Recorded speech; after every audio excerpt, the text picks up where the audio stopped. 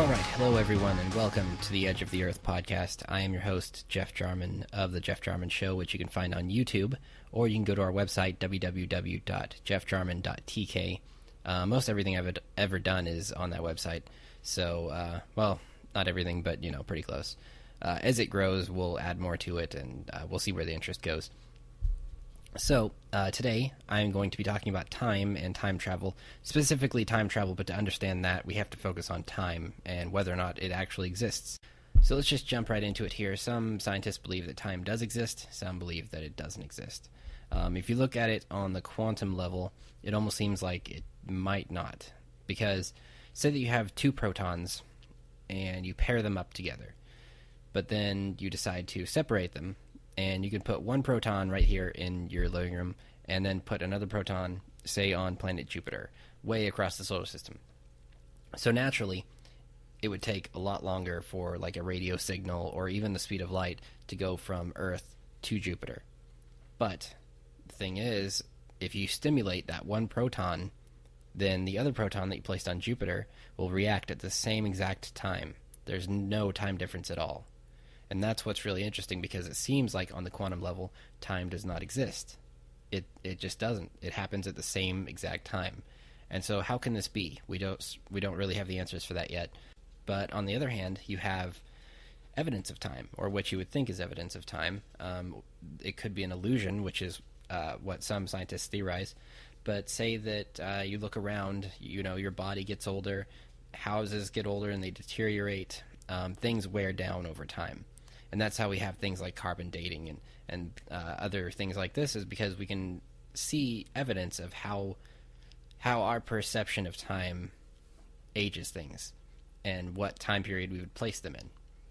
So everything we know is almost based off of time. You have a watch, you look at your cell phone, you see time every single day. You plan your entire life based on time. So if it doesn't exist, that's kind of mind-blowing. It's like, how do we even handle that? It's almost like when you think of time and the passage of time, you think of a timeline. Like we are one point on this timeline and slowly traveling up the line. We are slowly going through existence in a matter of time. But then if time doesn't exist, it would almost be like everything is happening at the same time, but also not, because time is relative based on Einstein's theory. But it would almost be like time is just local. Think of it that way. Like there is no timeline at all. We're just one dot, and the dot is, you could think of it as moving, if that makes it more simple. But think of it as moving, but there is no timeline. Like it's just empty space behind and in front. There's nothing. Or you could think of time as pictures in picture frames. Every moment in your entire life is just one picture frame, and all these moments are all happening at the same exact time. I believe there is some evidence for this on the quantum level as well, maybe. But it's hard to know, because mostly all we can do is theorize. But for the sake of time travel and this argument of time travel, we're going to assume that time does exist in some form or another. So basically, if you were going to time travel, you could almost be time traveling right now just sitting in your chair, because time is passing. If you stand up and start walking, time is going to pass a little bit faster for you than the person sitting on the couch, based on lots of factors: the speed that we're going through space, the speed or the velocity of the Earth's rotation. All these factors come into play, but in reality, you're still only moving like milliseconds, or even smaller than that, through time faster than the person who's sitting on the couch. But still, if you're driving, then you're going through time faster. If you're in a jet, going even faster. You can go faster and faster, and as you move faster, time does slow. Your metabolism slows, your brain synapses are firing more slowly, everything slows altogether. If you hit the speed of light, then time stops completely. And that's where we get into more speculation. We know photons travel at the speed of light. Stephen Hawking used to say that time travel is not possible, because he thought that if it was possible, where are the time travel tourists? Why don't we have anybody walking around from the future taking pictures or whatever they might do? But he also says the same thing with aliens. He thinks that Where are the aliens visiting us now? Shouldn't they be more evident, or wouldn't we see them if there were aliens here on Earth? But now, as far as time travel goes, he says it is possible. He's changed his mind on that, I guess, with some of the work of maybe Dr. Michio Kaku or others. But let's go back to the basics here. Sir Isaac Newton used to say that time was like an arrow, and say that you have a guy who pulls back his bow, fires the arrow, and the arrow is going at a constant speed. The arrow is going at a constant speed, whether it's on Earth, whether it's on Mars, or whether it's on a planet in another solar system. It's moving at the same speed. There's no difference. Everything is happening all at the same time. But then Einstein came along, and he said, no, that's not quite right. Time is like a river. It's like Old Man River. It speeds up and it slows down, and it curves around stars and it curves around planets. And this theory allows for time travel.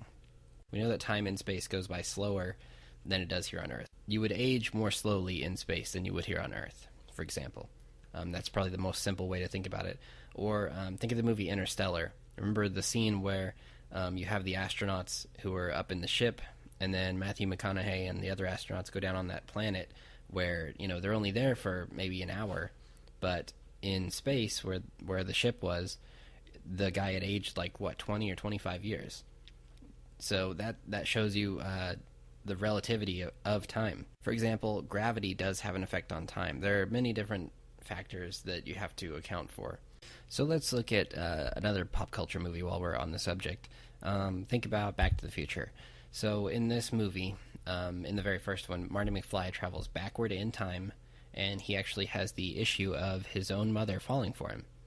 So rather than what happens in the movie where he slowly starts to disappear from his timeline, and his brother and whoever else, they start to vanish because his mother never met his father or never ended up with his father. What in reality would most likely happen is time would create an alternate universe. Basically, the timeline would split off. And so it would create a new timeline while not affecting the original timeline because that's already happened. So basically, instead of rewriting what's already happened, you're going to create a new one, so both are actually happening together in line. And then, in theory, you could create as many alternate timelines as you could even imagine. Each new butterfly effect breeds something else. If you think back in your life, if you changed one thing, your entire life could be different. It's really complicated, and any little thing could be a huge thing in reality. So let's think about time as being... This is going to be really complicated without having an actual thing to look at. But say that you have a loaf of bread, and you start slicing the loaf of bread up. And then on one side of one of the slices is going to be Fred sitting on his couch. And then on the other side of the bread slice is going to be an alien sitting on his couch. So both of these, with neither one moving, the timeline is going to go straight across. The slice of bread is going to go straight. They're matching. Everything's happening at the same exact time for them. But if the alien gets up and he starts walking a direction that goes away from Earth, then time is going to begin to change. And it's going to be more of a curved slice, because then the alien, his timeline is going to be the same for him, but it's not going to be happening at the same time as Fred's anymore sitting on his couch. It's going to be more like a couple hundred years in the past before Fred existed. So say that it's Michelangelo painting one of his first paintings that time. And so this alien is going to exist at the same time as Michelangelo painting his painting. But then say if the alien walks the other direction and comes toward Fred, who's sitting on his couch, toward the Earth, then things that are happening for that alien are going to curve the slice of bread the other way, and maybe it's not going to be Fred anymore, but Fred will have passed away, and it's going to be Fred's children. So it's a couple hundred years in the future for the Earth timeline. So they're both still happening at the same exact moment, but they're happening at different intervals in their time span, in their existence, basically. So it's a really complicated issue to think about, much less talk about without drawings or examples and all that stuff. Also, I think the laws of thermodynamics play into it a little bit. There are a lot of ways you can go. But for now, that's pretty much the basics. There are the theories of wormholes that would allow you to travel through space much faster, which would kind of warp time and space themselves. And we wonder about black holes, and there are also white holes, supposedly. And just recently, actually, a black hole appeared to spit something out. So that further lends to the theory that it could be some sort of portal to another place or time. We don't know exactly for sure. But the problem is, even if we could go through those, we don't know if it would still, shrink us down to the size of, a piece of string or what as we go through the hole, because that could be problematic if we're trying to survive as we get out the other side. But I know a lot of people may have heard of John Tidor, who was supposedly a time traveler. He showed up on Art Bell's show a couple times, or Coast to Coast AM, and he supposedly had a time machine that was based on several little mini black holes that he carried around in a briefcase, and he appeared on a lot of forums on the internet and predicted a few things that did come true, predicted a few that did not come true. But he was supposedly a time traveler, self-proclaimed, and was from the future to come back and observe us and warn us. And there are a lot of different things that you could look at as far as evidence. John Titor has not been heard from in several years now, so we don't know what happened to him.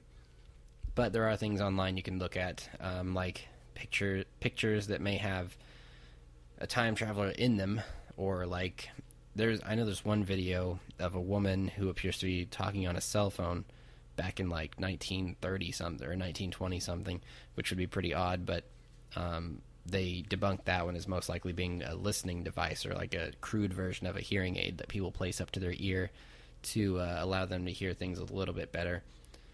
There is the hipster in the photo of, it's an old black and white one. I can't even remember the name of the image now. I guess I probably shouldn't have brought it up if I couldn't even remember the name, but he appears to be wearing sunglasses and very modern clothing, as opposed to these people who are wearing like 1940s era dress wear. And then there are people who claim to have time traveled themselves.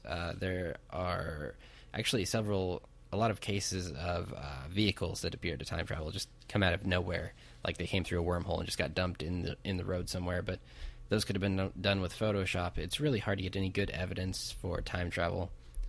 Madman Markham was another one of Art Bell's guests. Most recently, he actually came back, and he was talking about how he had done something even bigger, basically using electricity to create kind of a wormhole type effect. And he supposedly traveled like 900 miles across the country or something, and it was a year later, but he doesn't know for sure how he did it still. So it's one of those things you have to take with a grain of salt. You don't know for sure if he's telling the truth or not, but it's a really fascinating topic. And really, you have to wonder, maybe if they do have time travel in the future, are they even allowed to come back? Or maybe they're not allowed to at all because they are afraid of changing something and it being a really catastrophic deal. But then again, they have the Philadelphia experiment that the government supposedly did, where they made an entire ship disappear and some sort of time travel. And then the Montauk Project, I think that was also linked to the Philadelphia experiment. But you can find those documents online as well. Other than that, I mean, you really have to just wonder if the government does have some sort of time travel capabilities and they're not telling us, because obviously the human body cannot withstand traveling at the speed of light. So we've got to find some way around that, whether it's bending space to, step across it. Like if you pull space toward us, say you think of it like a carpet where, you bunch it up and then you just kind of step over it. That's the basic principle behind a wormhole. But then again, if you went through time and you ended up like on a planet like they did in Interstellar, after you jump over space, then, what you experience there could be pointless, because how are you going to regain contact with where you came from if it's 25 years in the future, or even longer most likely? Is it even going to matter at that point, because we are at a total different place in society, and everything that you knew is gone. So, and it's not impossible to do it, because like if you think Back to the Future, they set a time and date in the little computer on the in the vehicle, and then they set the time and date in the little vehicle dashboard thing and went to this exact place. But the thing is, if you did go through that, you would have to calculate exactly where the Earth is going to be in space again